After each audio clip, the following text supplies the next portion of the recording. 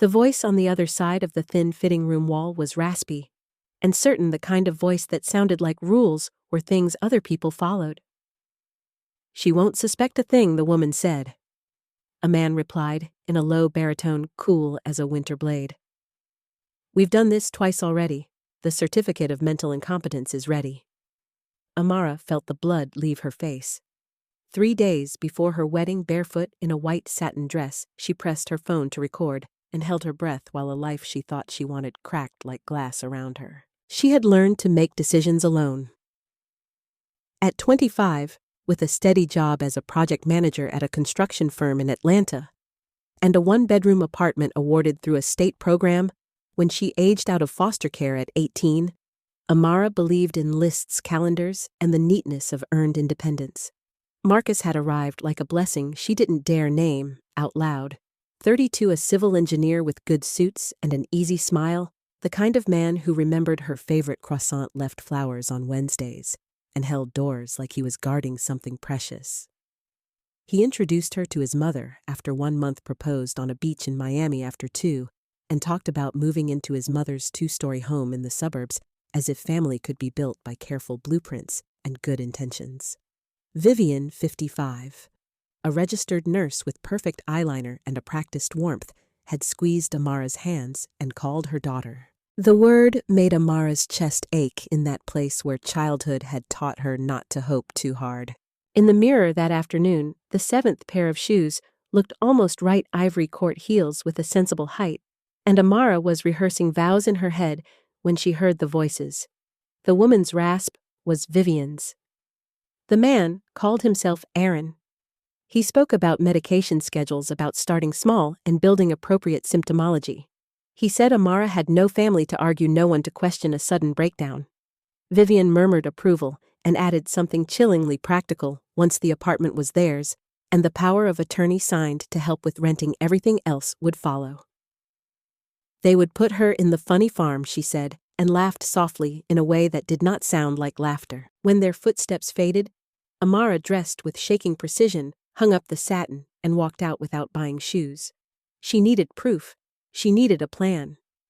Marcus greeted her that evening with a kiss and a question about shoes, and she answered as if her throat weren't narrowing around the truth. Over dinner, he talked about seating charts and honeymoon routes, about how his mother would finally have a real daughter. In the quiet between his words, Amara braided suspicion into memory and found a pattern she'd ignored. How quickly he'd proposed, how often he asked about her finances, how relieved he'd seemed when he learned she had no living relatives. Later, while he showered, she opened her laptop, searched the name she remembered from the fitting room conversation, Aaron, psychiatrist, Atlanta, and found him Dr. Aaron Sterling, chief of psychiatry, eyes watchful behind silver-rimmed glasses. The biography called him respected. Amara repeated the word until it sounded like a lie.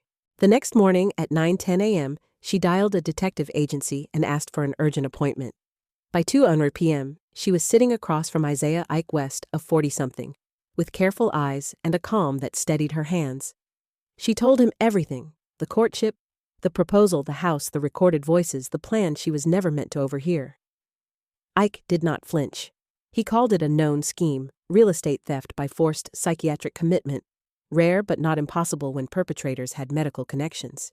He said they would need names, timelines, documents, anything that tied Marcus and Vivian to Sterling and to any other women. He also said something else, spoken like a warning and a promise. If they've done it before, they've left crumbs. We just have to find them fast. Fast meant today. Amara suggested a window. Tomorrow at 11:00 a.m., Marcus and Vivian could be sent to pick up the cake and champagne. Symbolic, she said lightly at dinner. Mother and son, one last errand, before I become a Holloway. While they ran errands, Ike would search the house for files, ledgers, calendars, anything that smelled like conspiracy. Amara would visit the salon to keep her alibi tidy and her mask smooth. They reviewed contingencies, agreed on a burner phone, and decided that if they found enough in time, the reveal would happen where it would be witnessed and recorded by a building full of clerks and cameras, the City Hall ceremony itself. That night, Marcus watched a comedy and kept glancing at her as if her face were a map he was trying to read. When he asked about her past relationships, She answered with a softness that cost her something. When she asked about his, he bristled, then smoothed it over with a smile that looked almost genuine. Before bed, he kissed her forehead and whispered that he could not wait for tomorrow. Amara stared at the ceiling until 2:10 a.m., tracking the slow crawl of the numbers on her phone, promising herself this would be the last night she let them believe she was prey. At 10:30 a.m. the next morning, she left for a quick manicure, then drove by Vivian's street and parked 2 blocks away. At 10:55 a.m., she watched them exit together, stylish and efficient, and texted Ike one word clear. In the salon chair a half hour later, while the stylist coiled her hair into a bridal twist and chattered about weather and nerves, Amara breathed in hairspray and counted minutes. At 2 p.m., the burner phone buzzed. Ike's voice was low and urgent. He had found more than he expected: folders labeled with women's names, day-by-day dosing schedules, draft affidavits, even a calendar that penciled her into their ritual like a step in a recipe. He would meet her across from the salon in 30 minutes with copies and a plan. Amara closed her eyes and let the stylist pin the veil. She would walk into City Hall that evening with a steady hand and a different vow. If they wanted a performance, she would give them one they would not survive. By 4:30 p.m., the city hummed with Friday traffic and the weight of things about to change. Amara stepped out of her apartment in the satin dress she had almost bought, those shoes for the hem whispering against the pavement, like a promise she would not keep. Marcus met her at the car with practiced adoration, sliding an arm around her waist. "You look divine," he murmured. "Today, you'll be my wife." She smiled, a perfect imitation of joy, and let him believe it. Vivian waited at the city hall in a royal blue dress, her perfume sharp as hospital antiseptic. "My beautiful girl," she said, embracing Amara with the same hands that had planned to destroy her. "I'm so happy you're joining our family."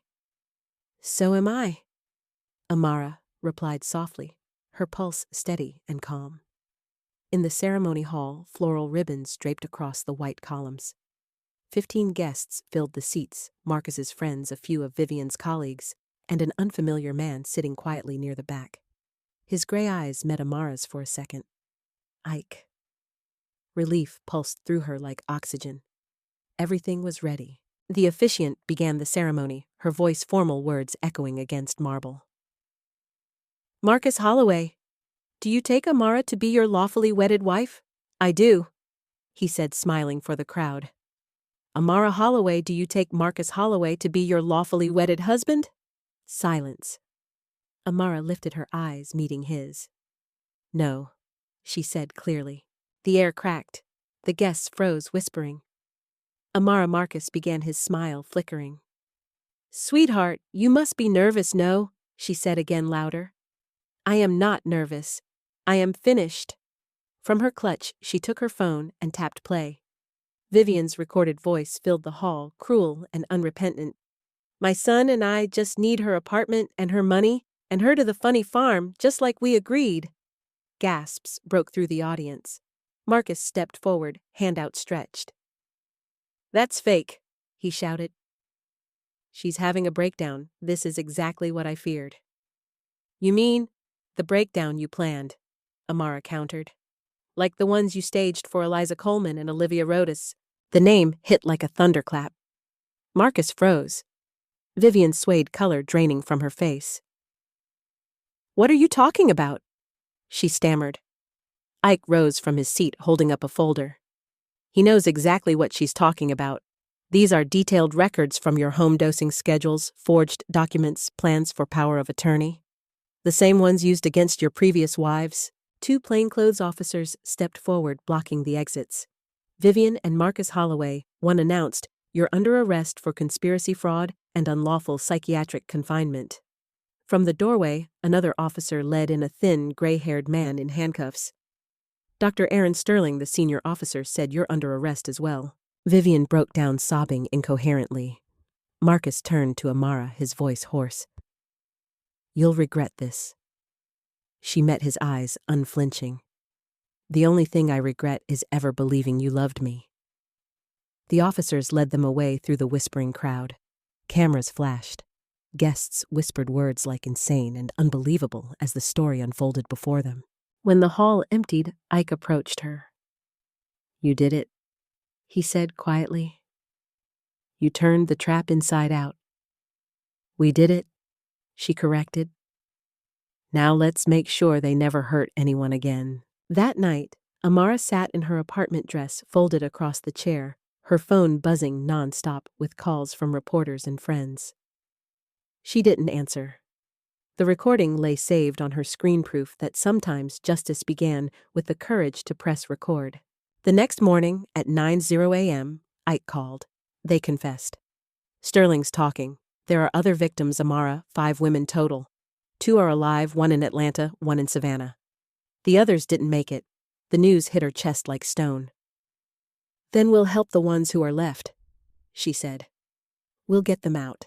At the county psychiatric hospital, Amara met Eliza Coleman, a woman with trembling hands and a quiet fire still burning in her eyes. "You're the one who stopped them," Eliza whispered. "Yes," Amara said, taking her hand.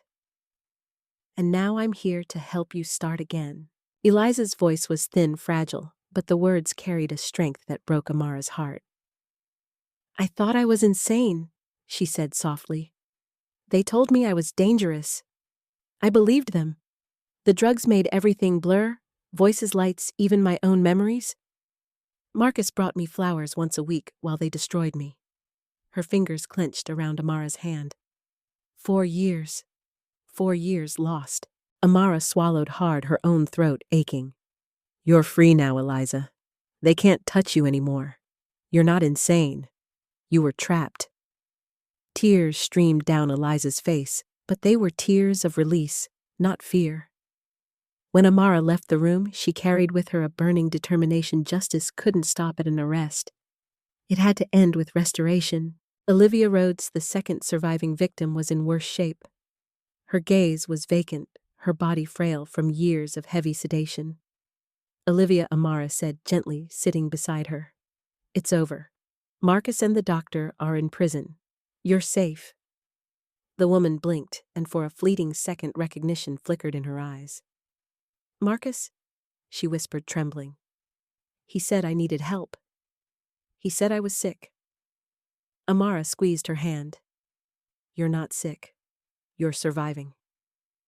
For the first time, Olivia cried, silent tears slipping down her hollow cheeks. Outside the hospital, Amara leaned against the railing, the crisp air stinging her lungs. Ike was waiting by the car. "Hard to see?" he asked quietly. She nodded. "Harder than I imagined. But now I know why I have to fight." Over the next few weeks, Amara and Ike built a case. They partnered with Simone Cole, a sharp attorney in her 50s, with eyes that saw through every lie. Simone explained the challenges: every fraudulent transaction, every medical diagnosis, every forged power of attorney would have to be overturned one by one. It could take years. "I don't care how long it takes," Amara said. "I'm not walking away." The investigation unearthed a web larger than anyone expected. The Holloways and Dr. Sterling had operated for more than 7 years across multiple states. Their victims were always the same women without families, women with property, women easy to silence. 2 had died by suicide inside mental facilities. 3 were still alive because of sheer luck or timing. With Ike's detective skills and Simone's legal expertise, the case grew stronger by the day. The media called it the Holloway conspiracy. Reporters crowded outside the courthouse, and Amara became an unwilling symbol of resilience. But she didn't chase fame. Every morning at 8:00 a.m., she visited Eliza and Olivia, helping them adjust to the world that had moved on without them. Slowly, Eliza began to smile again. She talked about studying law to help women like herself. Olivia learned to paint flowers during therapy sessions. Her first painting was of a sunrise. One afternoon, Ike walked into Amara's office with a new file. "We found the 3rd victim, Lauren Vance from Savannah. She's alive too." "Alive?" Amara asked, her eyes widening. "In what condition? Better than the others. They kept her under sedation for only a few months. She's recovering in a local clinic. And her apartment was sold to one of Sterling's shell companies. It can be reclaimed." Amara exhaled, tears welling. Then that's what we'll do. All of it, restore every life they stole. The following week, she received an unexpected message. Marcus Holloway wanted to meet her from prison. Ike and Simone both advised caution, but curiosity and a strange need for closure made her agree under supervision. The detention center was cold gray and stripped of illusion. When Marcus entered, he was unrecognizable, his confidence gone, replaced by exhaustion and something that might have been remorse. "Amara," he said quietly, "thank you for coming." She met his gaze, arms folded. "Why did you ask for this meeting?" "To apologize," he murmured, "to tell you everything." He confessed that the first time he'd joined the scheme, his mother had convinced him it was for her medical bills. She said the women were rich, lonely, and it wouldn't hurt anyone. But after the first, it became easy, too easy. His voice cracked. "I'm a coward. I got addicted to the money, to the life. I thought I could control it. Then Sterling made it a business." "And your mother?" Amara asked coldly. "She believes she did nothing wrong," he said bitterly. "She still calls it justice for the poor." He leaned forward. "I can help you." Sterling kept copies of everything, bank accounts, real estate, under fake names. "I know where they are. $6 million and 3 hidden properties. I'll give you everything. Just promise me one thing, help the women we hurt." Amara's heart ached, not with sympathy, but with finality. "I already am," she said, standing up. "And you'll spend every day of your sentence remembering that." Outside the walls of the prison, she breathed deeply. The air felt different, free, like something she had earned. Ike met her at the gate, holding out a warm cup of coffee. "How did it go?" "He's broken," she said. "But maybe now the truth will set others free." Months later, the trial began. Headlines filled the news: nurse, doctor, and son sentenced in massive fraud and psychiatric abuse case. Marcus received 8 years. Vivian got 7. Sterling, the mastermind, 12. For the first time, justice didn't feel like vengeance. It felt like balance. Spring returned to Atlanta, like forgiveness slowly thawing the frost. 6 months had passed since the arrests, and Amara's life had changed more completely than she could have imagined. She had left her old job at the construction firm and used her savings to open a small nonprofit office downtown, the Phoenix Project, dedicated to helping victims of fraud and coercion rebuild their lives. The first clients weren't strangers, but survivors of the Holloway scheme: Eliza, Olivia, and Lauren. Each woman was healing in her own rhythm. Eliza had recovered her sharp wit and calm dignity. She studied legal courses online, planning to become an advocate for abused women. Olivia, gentle and artistic, opened a flower shop with Amara's support, filling it with pastel colors and fresh beginnings. Lauren Vance, the survivor from Savannah, ran a beauty salon that had become a sanctuary for other women trying to start over. Watching them bloom gave Amara a quiet joy she hadn't known she was capable of. One morning, a newspaper landed on her desk. The headlines sprawled across the front page: "Scam ring, broken victims reclaim justice." The article detailed every conviction. Marcus Holloway sentenced to 8 years in a federal facility. Vivian Holloway, 7 years. Dr. Aaron Sterling, 12 years as the architect of the conspiracy. Each accomplice, from the notary to the bank clerk, had received their share of prison time. But the last lines mattered most. The surviving victims have been legally restored, their property returned, and a compensation fund established from seized assets totaling over $6 million. Amara smiled faintly. Justice wasn't perfect, but it was enough to begin again. That afternoon, Ike came by the office, carrying his habitual bouquet of wildflowers. "Congratulations," he said, setting them down beside her computer. "The case is officially closed." Amara looked up at him, warmth softening her usual composure. "Closed for them, maybe, but not for the others." "The others." She turned her monitor toward him. On the screen was a list of 15 new inquiries letters from people across the country who'd seen her story online. Some were victims of similar scams, others families searching for missing loved ones. "Seems our work has just begun," she said. Ike's grin widened. "Then I guess I'm hired full-time." Their teamwork grew into friendship, and friendship quietly deepened into something softer, unspoken, but certain. Ike never pushed, never demanded. He simply stayed steady, patient, and real. He often told her, "You turned your pain into purpose, Amara." That's rare. She would answer maybe, but purpose is easier when someone believes in it with you. One Friday evening, she returned home to find another bouquet of wildflowers, tied with a ribbon waiting on her door handle, the same kind that had been appearing for weeks. She smiled knowingly this time. The next morning, when Ike walked into the office with coffee and a grin, she teased, "You forgot the card again." "Maybe I like mysteries," he said. "Then let's solve this one over dinner." His surprise turned into a smile that lit his eyes. That sounds like a date. Their first dinner wasn't grand, just a quiet corner table at a small Italian restaurant near the river. They talked about everything but the case: childhood dreams, favorite movies, the little habits that make people human again after trauma. When dessert came, Ike leaned closer. "Aren't you afraid to trust a man again?" Amara stirred her coffee thoughtfully. "I was. But fear isn't meant to be a home. It's a warning to leave the wrong place. And I left it." "Does that mean I'm in the right place for now?" She smiled. "But I'll be watching."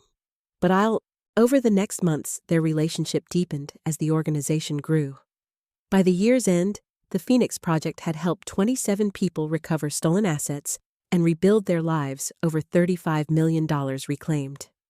Eliza joined the team as a legal consultant.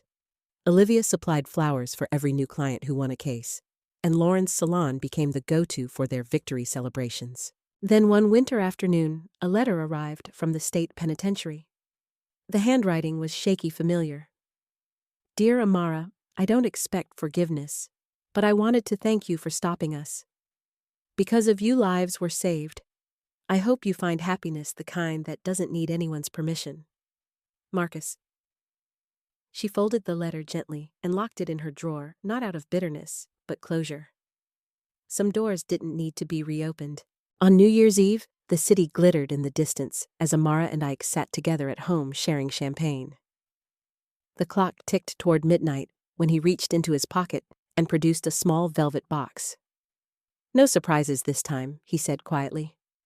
"Just honesty." Inside was a simple gold ring. "Marry me, Amara, not for rescue, for partnership."